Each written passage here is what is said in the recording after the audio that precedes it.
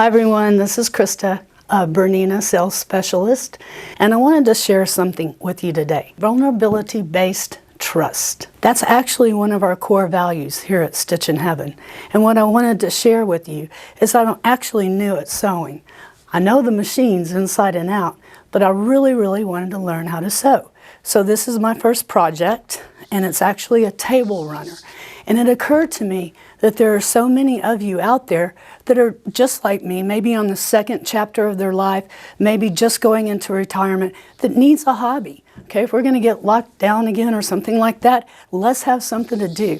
So I really wanted to learn this, and this is a table runner, and I wanted to share with you how simple it really was. It comes in a kit, or a pattern, basically.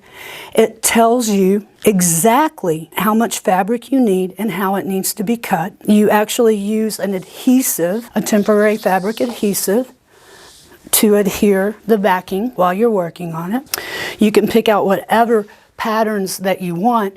I was working on something for the Bernina display, so I wanted to use the red, black, and white from their logo. So this is how I came out with this, but I got to design it. I got to pick out the cows and the milk bottle and the paisley and chicken wire and all of that, and it was fun because it's me. It came with instructions that told me now that I have my fabric and exactly how it should be cut, it lines it out how to begin this. The pattern looks like this. Remember when you were a kid, like paint by numbers? Okay, so it's got all the numbers right here. I think it's 1 through 36. And you start with 1, and your fabric is cut. And it's a good introduction into what you hear as piecing as well. And you start with number 1. Remember, I was honest with you, and I'm new at this.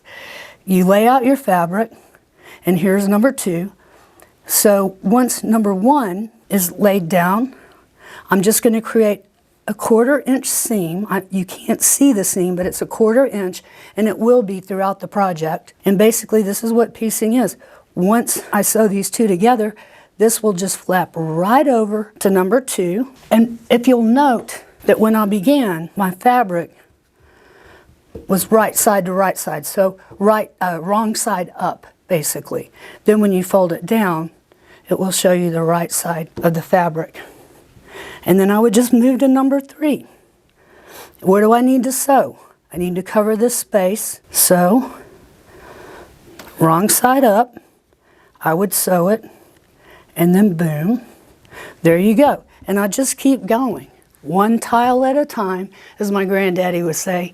He was a masonry, just 1 tile at a time. Also, I came upon this. We're sold out of them in the store, but this is sweet. It is a magnetic wristband pin cup. I just worked. This took me maybe, I'd say 4.5 hours. And like I said, you can make it yours. Here it is in batik.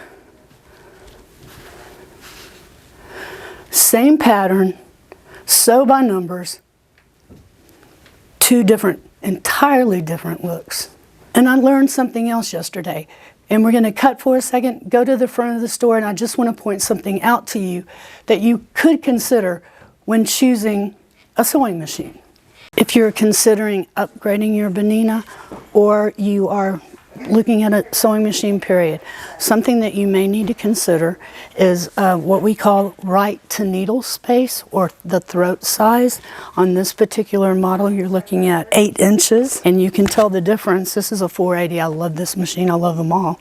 But you can tell the difference in your workspace on the 790. That is something to consider, and until next time, keep creating.